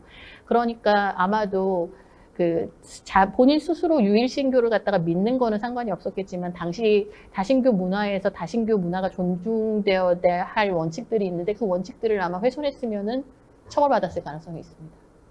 그러니까 일신교든 다신교든 네. 일단 그 사회가 가지고 있었던 어떤 공통된 종교 규칙을 위반하면 처벌은 받는데, 네. 일신교를 믿고 있다는 이유만으로는 처벌을 받지는 않았을 것이다. 그게 만약에 공적 예. 장소에서 특별히 문제가 되지 않는다면 그렇겠죠. 근데 이제 일신교를 믿는 본인이 어떤 공적 행동으로 그게 나타났다면 처벌을 받았겠죠. 공적 행동으로 나타났다면. 네. 그 공적 행동으로 나타났다는 게 어떤 거예요? 그러니까 예를 들면은 그러니까 마르둑 신을 무시한다든지, 예를 들면 그런 식의 내용들을 언행으로 하면, 예를 들면은 당시에 신에 대해 신성 모독이나 아니면은 그 왕권에 대한 모독죄는 처벌을 받았는데요. 마르둑 신에 대한 모독 같은 이야기를 했다면, 유일신교적 사상에 의해서 그랬다면 처벌을 받았겠죠. 알겠습니다. 네. 그래서 보시면 이제 그런 질문들이 많았어요. 뭐 유일신 사상이 증명되면은 처벌의 대상이었나? 그 다음에 이제 관련해서 이 공통점과 차이점 뭐 이런 것들을 이제 문의하신 분들도 있고요. 그래서 이제 그 관련해서 이제 사료와 관련된 질문들이 아까 이 실시간으로도 있고 그 다음에 이제 또 그 준비 과정에서 그러니까 사전 질문도 있고 하는데 뭐 이미 이제 어느 정도 설명을 해주셨지만 이제 고대 문명을 연구할 때 어떤 자료를 활용하시는지 그 다음에 이제 여기 인터넷에서 나왔던 질문 중에 하나가 쐐기 문자를 직접 읽고 연구를 하시는지 그리고 또 한 분은 이제 로마 라틴어로 이제 번역된 거를 현대어로 번역을 하시는지 뭐 그게 중역이죠. 그러니까 네. 원전을 뭐 고전어로 번역하고 다시 이제 중역을 하는지 뭐 이런 질문들을 일단 해주셨어요. 그래서 여기에 대해서 좀 간단하게 네. 답변을 해주시면 참고가 될 것 같습니다. 그러니까 문헌들은 사실 시기마다 굉장히 다양하게 존재를 합니다. 그리고 각각의 시기마다 존재하는 문헌의 성격이 굉장히 다양합니다. 그래서 사실은 연구를 할 수 있는 주제와 연구를 할 수 없는 주제가 존재를 합니다. 각각의 시대마다 연구를 할 수 있는 주제를 하나를 선정을 하면 그 연구 주제와 관련된 문헌들을 찾아보게 되는 거죠. 예를 들어서 제가 오늘 설명을 드린 법률 문헌 같은 경우에도 법률 문헌을 중심으로 설명을 하지만 역사적 맥락을 이해하기 위해서는 점술 문헌이나 아니면은 다른 뭐 문학 문헌이나 이런 문헌들이 굉장히 필요합니다. 왜냐하면 법률 문헌 자체에서는 각각의 금기들이 왜 금기인지에 대한 설명이 없거든요. 예, 그래서 사실은 문헌들은 각각의 주제에 맞춰 선별이 되고 주제에 맞춰 선별된 문헌들은 다양한 종류의 문헌들을 갖다가 선별을 해서 연구를 하고 있고요. 그리고 1차 문헌 같은 경우에는 고전어로 번역은 안 돼 있고, 고전어로 번역은 안 돼 있고 이제 곧바로 그러니까 현대어로 번역을 하는데요. 1차적으로 음역이라는 단계를 거치게 됩니다. 당시에 아카드어는 음절 언어였는데요. 각각의 쐐기 문자가 한 음절을 갖다가 나타냅니다. 그래서 이 음절을 우선은 그 알파벳으로 된 그 음절로 번역을 하고요. 그렇게 1차 번역이 된 것을 현대어로 이제 번역을 하게 됩니다. 네. 답변 감사합니다. 네, 감사합니다. 우리나라도 이제 수준이 굉장히 올라가서 대부분의 그 고대어도 다 한국어로 맞바로 번역이 되고 있는 그런 과정에 있습니다. 일단 선진국처럼 저희도 이제 그런 학문적 수준까지는 이제 올라갔다고 보시면 되겠습니다.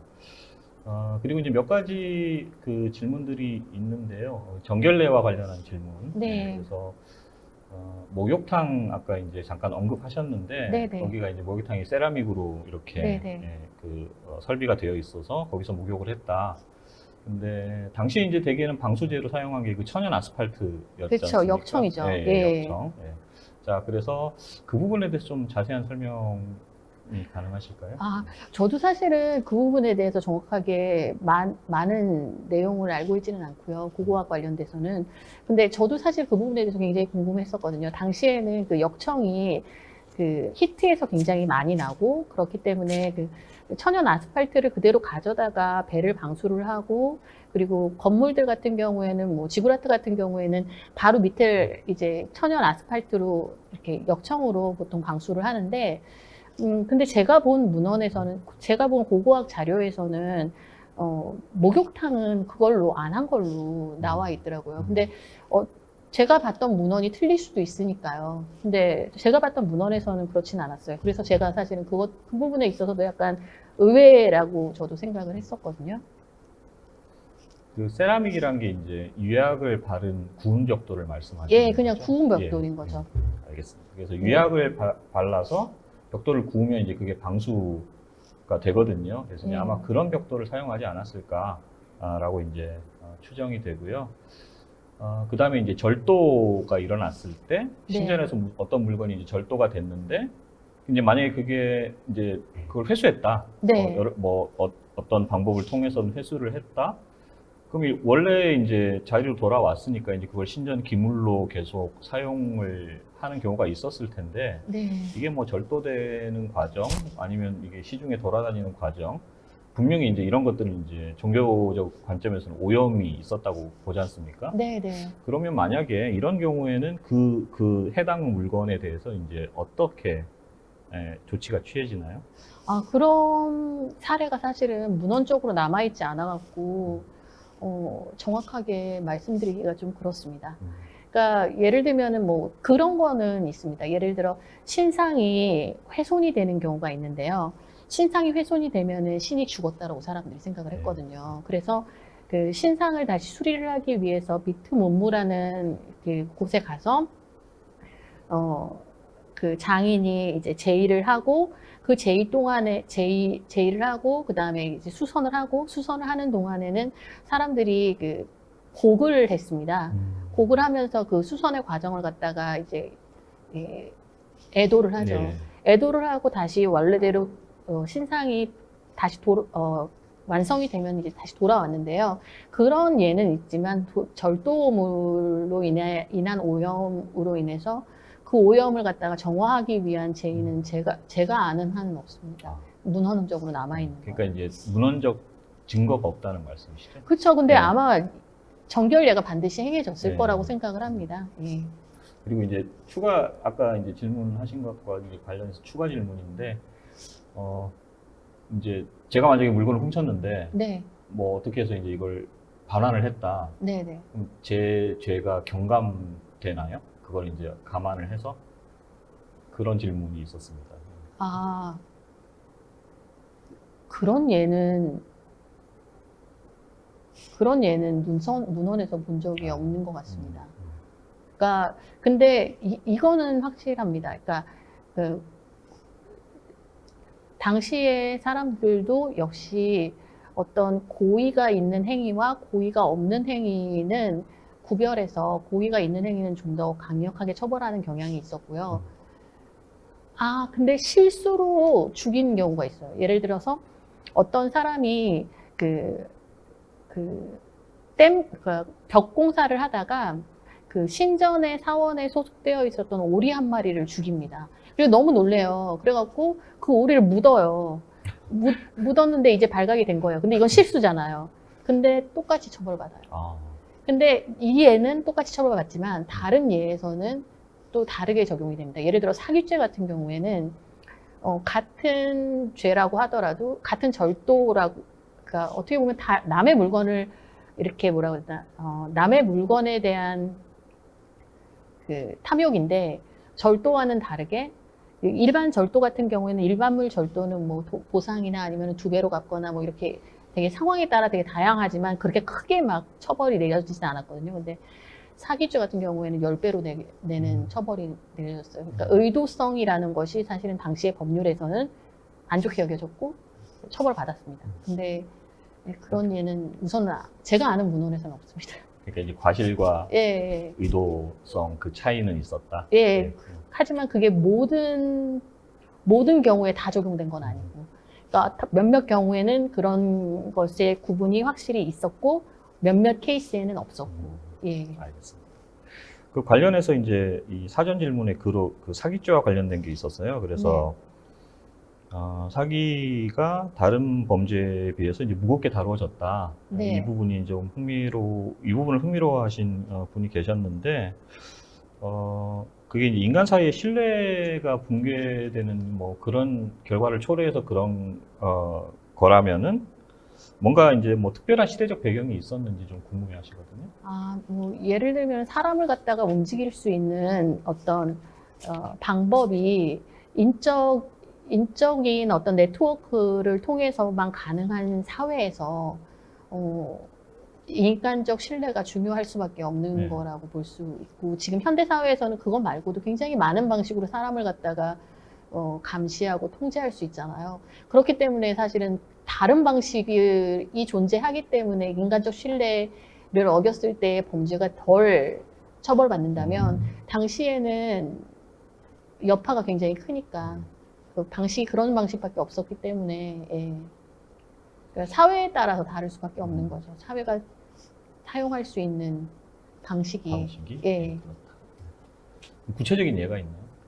사기죄를 좀 예, 방금 말씀드렸던 사기죄도 10배로 10배, 갚는 예. 경우도 바로 그런 예라고 볼 수 있고요. 그러니까 당시에 그러니까 연대보증이 굉장히 당시에는 굉장히 많이 보편화돼 있어서 그러니까 사람을 데리고 오는 것도 사실은 그 사람 주변에 있는 사람들의 보증에 의해서 움직였었거든요. 그렇기 때문에 그 주변 사람들의 신뢰관계를 갖다가 어그러뜨린다라는 것 자체가 사회 시스템을 갖다가 흔드는 굉장히 위험한 방식이었다고 볼 수 있습니다. 그러니까 사회적 상황이 그렇게 만든 거죠. 그리고 이제 또 재미있는 질문이 있는데, 저도 이제 이게 궁금했는데, 아까 이 입문하지 않은 사람들한테 네. 이제 성스러운 지식을 가르쳐 주는 것.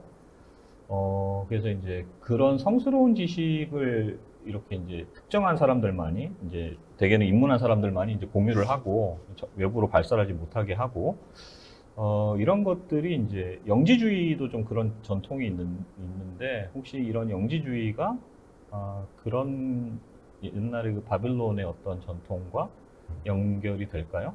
글쎄요. 그건 제가 영지주의에 대해서 깊은 이해가 없기 때문에 잘 모르겠는데요. 그러니까 당시에 성스러운 지식을 이 소수의 사람들만이 공유하고 있는 거는 바빌론만의 문제가 아니라 굉장히 다수의 문명에서 존재하던 거였죠. 사실 이런 지식이 당시에는 권력이었기 때문에 그래서 특별히 바빌론의 영향이라기보다는 전통적인 고대 사회가 가지고 있었던 동일한 단면이 아닐까 그렇게 생각합니다. 뭐 영지주의 같은 경우에는 이제 뭐 제 전공하고도 겹치는 부분이 있고요. 그래서 뭐 이집트 쪽도 마찬가지로 이렇게 이제 입문하지 않은 사람이 뭔가를 알게 되는 걸 이제 굉장히 재난 수준으로 이렇게 다루는 그런 것들이 있어서 아마도 방금 김아리 선생님께서 설명하신 게 맞는 것 같아요. 그래서 어떤 뭐 어떻게 보면 이제 공동의 지적 재산이라고 이제 봤다는 게 더 그렇죠. 정확하겠죠. 그 다음에 이제 다신교와 관련해서, 이제 다신교니까요. 네. 다신교와 관련해서 이제 다신교는 신들이 많기도 하지만 신들이 이제 서로 그 위계 관계가 있지 않습니까? 최고신이 있고, 네. 그다음 어느 정도 또 중요한 신들이 있고, 그보다 좀 중요성이 낮은 신들이 있고, 이런데 만약에 이제 그 종교제의도 그러면 그렇게 차별성을 가지고 있었고, 그 다음에 이제 그 종교 범죄도 그런 어떤 차별성을 가지고 있지 않았을까. 다시 말씀드리면 최고신을 대상으로 한 범죄하고 약간 그 중요성이 낮은 신들, 계급적으로 좀 그 중요성이 낮은 신들에 대한 범죄하고 이게 뭐 처벌이나 뭐 이런 수위가 좀 달라지거나 뭐 그런 경우가 있었나요? 사실 당시에 종교 범죄에 대한 처벌이나 이런 것들이 위계 질서를 갖다가 명확하게 할 수 있는 지금 상황이 아닙니다. 문헌적으로. 그렇기 때문에 위계 질서가 있었는지 없었는지에 대해서는 말씀드릴 수가 없지만 가상적으로 그러니까 상식선에서 이야기할 때는 높은 신에 대한 그 죄가 더 크게 처벌됐을 가능성이 있습니다. 왜냐하면은 법률을 전체적으로 보게 되면은 당시 피해자의 신분이 처벌의 강도를 결정하는 아주 중요한 요소 중에 하나였거든요. 인간 세상에서. 근데 사람들은 인간 세상을 모델로 하늘을 생각했기 때문에 물론 이제 문헌에서는 하늘의 것이 땅으로 내려온다고 얘기하지만 실제적으로는 사람들은 자신의 삶을 되돌아서 하늘을 생각했기 때문에 그래서 그런 위계 질서 안에서 살았던 사람들에게 신성에게도 위계 질서가 있었다라고 보는 것이 확실하다고 보게 됩니다. 그러니까 예를 들어서 왕의 만찬 같은 경우에는 굉장히 위계 질서가 심각하게 있었는데요. 그러니까 함무라비 그 문서를 보게 되면 당시 그 함무라비 그 왕의 만찬에 들어가는 사람이 그 외교관이었는데 외교관이 그 왕 앞에 가서 몇 번 절을 하는지에 대해서도 이렇게 너는 3번 절을 해야 된다. 뭐 이런 내용이 나오고 쪼그려 앉아야지 되고 그러고 위계 질서상으로 너는 수장이니까 음식이 하나가 준비될 거고 수장 아래에 있는 사람들은 셋이서 2개 먹어라. 이렇게 구별이 되거든요. 이 정도, 그리고 당시에 이제 만찬장에 가장 먼저 들어가는 건 왕이었고, 왕의 만찬 테이블은 문의 바로 앞에 있어야 했어요. 그러니까 위치적으로도 언제나 다 규정이 되어 있었거든요. 이렇게 다 규정되고 서열화되어 있었던 사회에서 그걸 그대로 투영한 신적 세계는 매한가지 아니었을까라는 생각을 네. 합니다. 예. 그러니까 뭐 하무라비 법정도 적용 대상이 이제 이게 자유인인지 예. 중인인지 노예인지에 따라서 이렇게 예, 그렇죠. 차별되잖아요. 예, 그것처럼 같은 범죄라도 좀 신격이 높은 신 그렇죠. 그리고 신격이 좀 낮은 신에 대해서는 차등이 아마도 존재했을 것이다. 네, 그런 근데 이제 가설인 거죠. 왜냐하면 가설, 네, 문헌이 아직, 없으니까. 네. 그러니까 이제 역사적 상상력으로는 얘기할 수 있지만, 그러니까 확언할 수는 없는 부분이죠. 그리고 이제 사제 지위인데요. 노예보다 낮지는 않았죠. 예. 아, 그럼요. 네, 사제지위는 노예보다는, 굉장히 높았죠, 그러니까 당시에. 이제 먼저 의심을 받았던 거는 그 사람들이 그 현장에 있었기 때문이죠. 가장 잘 접근할 수 있는. 예, 그렇게, 예, 예. 그렇죠. 그래서 사제 신분의 이제 지위가 낮지는 않았고 노예보다도 먼저 의심을 받았던 이유는 그 사람들이 이제 그 현장에 가장 접근하기 좋은 예. 사람들이었다. 그리고 도덕적 금기와 이제 예의적 금기, 이것도 굉장히 재미있는 질문입니다. 예. 그래서 이제 도덕적 금기와 예의적 금기를 구별한 종교학자가 이걸 이제 전문적으로 고대 본인- 근동학자고요. 예, 예, 반대투훈이라고, 다시 한번 카렌 반대투훈이라고. 예. 예, 예, 예. 제가 그분- 발음이 좀 안 좋아서.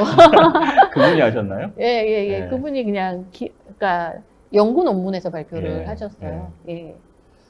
그래서 이제 그분 하렘 반대투훈이라고. 반대투군이에요. 예, TOORN. 예. VANDER. TOOR. 반데르 투훈. 투군. 네, 그런 또 연구가 있네요. 네. 그래서 그거는 저희가 좀 이렇게 좀 문서가 아니라 문자로 좀 남겨보도록 하겠습니다. 자, 그 다음에 계기 질문을 많이 하셨어요. 예, 그래서 이제 계기에 대해서 간단하게가 아니라 좀 집중적으로 좀 질문을 드리겠습니다. 그래서 여기도 이게 이제 접근이 쉽지 않다. 그렇죠. 네. 그래서 이제 고대 근동학에 관심을 가지시게 된 계기, 이 질문이 이제 여러 분이 이제 질문을 해주셨고요. 그 다음에 여기서도 이런 그 분야에 대해서 연구를 하시고 또 책으로 집필까지 하시게 된 계기. 그래서 이제 종합적으로 좀 예. 설명해 주시면. 사실은 제가 그 역사학에 대한 관심이 중고등학교 때부터 있었고, 그래서 이제 학부를 역사학과를 갔고요. 그리고 제가 그 기독교 집안에서 자라서 성서의 배경이 되는 고대 근동에 대한 관심이 좀 생겼습니다. 그래서 이제 서양 고대사 중에서도 고대 근동을 공부를 하게 됐고요. 예, 당시에 그 연구 주제 같은 경우에는 제가 설명을 드렸다시피 한 사회를 아는 가장 명확한 방식이 한 사회의 가장 중요한 가치를 이해하는 가장 명확한 방식이 무엇일까라는 생각을 했을 때, 그게 범죄고 그게 처벌이 아닐까라는 생각을 해서 사실은, 예. 그래서 특별히 또 범죄를 연구하시게 된 거군요. 네, 네. 네. 그리고 또 당시에 먼저 말씀드렸지만은 법전은 연구가 많이 되어 있는데, 함무라비 법전은. 근데 신바빌론 같은 경우에는 판례 문서만 많이 남아 있어서 판례 문서가 개별적으로만 이렇게 언급이 되지 이렇게 종합적으로 하나의 연구 성과로 나온 일이 별로 없어갖고 이거 하면은 연구사적으로도 좀 좋겠다라는 생각을 하게 돼서 했습니다. 그리고 이제 출판 전에 오늘 이렇게 예. 강연을 예, 너무 감사하게도 네. 강연의 기회를 주셔서 미리 좀 이제 홍보도 하시고 예. 그런 차원에서 이제 이야기가 된 것 같고요. 그 다음에 그러니까 고대사나 뭐 고대 쪽 문명을 연구하는 분들이 이제 다 가지고 계신 건데 이런 걸 연구해 가지고 이게 이제 한국사 현대 사회 같은데 어떻게 적용이 될 것인가 네. 이런 거에 대한 질문도 몇 개가 있었습니다. 그래서 네. 범죄와 처벌의 관점에서 뭐 네. 이런 그 종교가 어떤 역할을 하는지, 그 다음에 그 만약에 이제 이런 어떤 그 바빌로니아의 법 체계가 그 현대 사회, 이제 현대 한국 사회 같은데 적용이 된다면 그 비슷한 점, 차이점 이런 건 어떤 게 될 것인가? 뭐 이런 질문이 예. 있었어요. 예, 근데 저는 사실은 한국 사회에 만약에 적용이 되면 안 될 것 같거든요. 아니, 너무 훌륭하신 질문이신데, 그러니까 너무 훌륭하신 질문이신데, 법률도 문화의 산물입니다. 그렇기 때문에 우리가 가장 중요하다라고 생각하는 가치들이 그대로 녹아 들어간 것이 이제 법률이거든요. 근데 당시에는 위계 질서가 굉장히 확고한 시대였기 때문에 법률을 보게 되면은 그 피해자의 신분에 따라서 차등 처벌이 가해지고 이런 내용들이 굉장히 많이 나와요. 근데 모두가 평등하다라고 생각하고 모두가 평등하다라고 믿고 싶어하고 믿고 있는 우리가 그런 사회에서의 법률을 갖다가 한국에 적용하면 굉장히 많은 사람들이 분노하고 예, 그럴 것 같은데요. 예, 대신 이런 측면에서 보면은 우리가 살고 있는 이 시기가 얼마나 특별한 시기인가, 우리가 살고 있는 세계의 가치라는 것이 어떤 것인가에 대해서 한번 생각을 해볼 수 있는 계기가 될 거라고 생각을 합니다. 왜냐면은 비교 대상이 있어야지 사실은 다시 한번 생각을 하게 되잖아요. 우리는 그 안에 있지만 우리가 살고 있는 사회에 대해서 얼마나 깊게 생각하고 얼마나 깊게 이해하고 있는지는 사실 개인차가 되게 다 있는 것 같아요. 근데 저는 공부를 하면서 되게 감사했던 거는 고대 바빌로니아를 공부를 하면서 내가 살고 있는 시기, 내가 살고 있는 사회가 얼마나 특별한 시기고 얼마나 특별한 사회인가를 다시 한번 생각하게 되는 계기가 됐습니다. 그래서 여러분들도 당시의 사회를 이해하는 측면에서도 이 책을 한번 보시는 것도 좋지만, 이게 내가 살고 있는 세상에 대한 어떤 또 다른 이해를 모을 수 있는 그런 계기가 될 것 같아서 그랬으면 좋겠습니다. 그래서 이제 공통점, 차이점 얘기하는데 제가 약간 질문을 좀 이렇게 비틀어서 좀 새롭게 질문을 드려보면, 바빌론 시대에 이제 이렇게 시행됐던 법률 중에 네. 오늘날에 좀 도입하고 싶다. 그게 뭐 가능하진 않지만 나라면 이런 법률이 좀 도입됐으면 좋겠다. 혹시 그런 법률 있으세요? 너무 짓궂은 질문을 드린 것 같아요. 아니요. 글쎄요. 예를 들면은 피해자의 신분에 따라서 그 차등 처벌이 되는 측면도 있지만, 예를 들어 사원재산 같은 경우에는 사원재산을 절도한 사람의 신분과 상관없이 언제나 모든 사람이 동일하게 처벌받았어요. 그렇기 때문에 어떻게 보면은 공정성이 있는 측면도 있습니다. 그러니까 좀 더 이 사회가 공정성이 없는 사회가 아니었다라는 측면에서. 그러니까 특정한 범죄에 대해서는 동일하게다. 그래서 지위고하를 막론하고. 근데 사실 이 부분이 좋은 것 같지는 않아요. 그러니까 어떻게 측면에서 보게 되면, 왜냐면은 현대 사회는 각각의 개인의 특수성을 좀 더 많이 반영할 수 있는 세상이라고 보여집니다. 고대 바빌론에 비해서.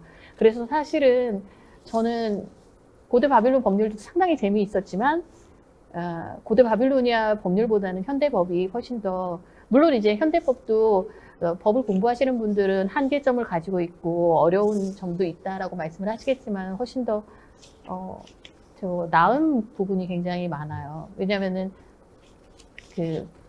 현대법 같은 경우에는 개개인의 특수성을, 물론 이제 법적 한계 안에서지만 그래도 어느 정도까지는 반영할 수 있으니까요. 근데 좋은 답은 아니었던 것 같은데 죄송합니다. 아니, 감사합니다. 네. 그 다음에 이제 기독교 관련해서 이제 기독교가 이제 선생님 공부하시는데 좀 영향을 어느 정도 미쳤잖아요. 그래서 이제 기독교 관련한 질문들이 좀 있는데, 기독교에서 이제 신 앞에서 회개하는 것, 이게 굉장히 이제 중요하잖아요. 그래서 이제 죄를 사함을 받는다. 혹시 그런 관념이 고대에도 있었나요? 그러니까 내 죄를 이렇게 회개를 하고 그러니까 원래는 그 회계라는 개념이 기원 후 2세기 정도에서는 그 기독교 공동체의 성결성을 위한 개념이었다가 기원 후 4세기 정도에 오게 되면 이게 하나님에 대한 성결성으로 그 개념이 바뀌면서 그 회계가 하나님에 대한 회계로 바뀌었는데요.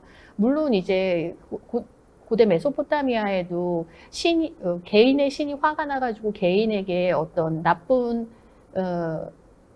음해를 하는 경우가 있다라고 사람들이 생각을 했어요. 그러니까 음해라기보다는 음해라고 얘기하면 안 되죠. 그러니까 신에 의해 처벌받는다. 아, 예. 예, 그래서 당시에 그 히투라는 단어가 그 처벌인 동시에 죄를 의미합니다. 그러니까 죄는 언제나 처벌과 연관이 되어 있었던 거죠. 그러니까 신에게 사죄하고 뭐 제의의식을 행하고 이런 측면에서는 유사성이 있다라고 볼 수 있죠. 그리고 신 앞에서는 정결해야 한다라는 측면에서, 그러니까 정결성을 중요시하는 측면에서는 동질성이 있지만 뭐 완벽하게 동질하다고 볼 수는 없죠. 예, 근데 정결성의 중요성에 대해서는 약간 예. 회계는 별로 뭐 그게 개념 자체가 아예 별로 다뤄지지 못했던 그런 거군요. 글쎄요. 제가 그 부분에 대해서는 잘, 예.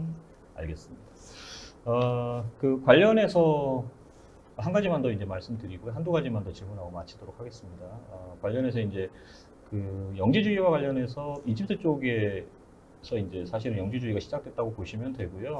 그 전에 어떤 전통이 있었냐면은 영지주의 같은 경우에는 이제 어떤 그 알미라는 게 이제 굉장히 이제 신성한 것으로 여겨지는데 그렇기 때문에 이제 신성한 지식은 함부로 발설할 수 없는 것이었고 이제 그런 것들이 만약에 발설되면은 그 신성한 지식이 가지고 있었던 어떤 유효성이 떨어진다. 이런 것에 대한 경고도 굉장히 많았고요. 그 다음에 이제 파라오 시대 같은 경우에는 일단 신관들이 대부분은 뭐라고 말씀드려야 되나 자기가 알고 있는데 내가 이걸 밝히지 않겠다. 그래서 사실은 이제 어떤 미스테리아, 비위 같은 걸 파악하기가 굉장히 어렵습니다. 그리고 이제 그런 엄격한 전통들이 이집트에서 이제 계속 기독교가 도입되고도 그대로 갔던 것 같습니다. 이 뭐 시간 관계상 제가 간단하게 답변 드리고요. 마지막으로 이제 제가 개인적인 질문 김만일 선생님께 하고 싶은데 뭐 이제 학문을 하겠다 이러면은 그럼 내가 적어도 저 같은 경우도 그렇지만 문헌학 쪽이시고 그래서 문헌학 쪽에서 일생 동안 이걸 하고 싶다. 나는 일생 동안 이런 연구를 하고 싶다. 그러니까 뭐 어떻게 보면은 이제 개인이 가지고 있는 어떤 나의 학문적인 어떤 그 주제 이런 게 이제 뭐 대부분 있는데요. 김한일 선생님께서는 어떤 주제를 일생 동안 연구하고 싶으신가요? 이제 계속 학자로서. 저는 사실은 제가 지금 공부하고 있는 법률 부분에 대해서 공부를 하고 싶은데 이제 아마 시기를 초월해서 수메르 시기부터 고대 바빌론 시기 뭐 모든 시기를 관통하는 법률 문헌들에 대한 전통을 갖다가 좀 세세하게 공부를 하고 싶어요. 왜냐면은 고대 금동이라고 하면 사람들이 그러니까 다양성을 인식을 못하지만 그 안에서도 굉장히 많은 다양성이 존재를 하거든요. 그래서 그런 다양성들이 각각의 시대마다 어떤 식으로 나타나는지에 대한 연구가 상당히 흥미로울 것 같고 각각의 시대를 비교하는 작업도 사실 생각을 하고 있습니다. 근데 이제 시간이 많이 걸리는 작업인 거죠. 그렇죠. 예, 왜냐면은 각각의 시기마다 나와 있는 문헌들이 굉장히 다양하고 방대하기도 하거든요. 그러니까 우선 신바빌로니아 시기에 법률 행정 문서만 해도 2만 개가 넘어갑니다. 그러니까 이제 문서들을 다 다루고 이제 성과를 내는 데는 좀 시간이 걸리겠죠. 알겠습니다. 예. 예.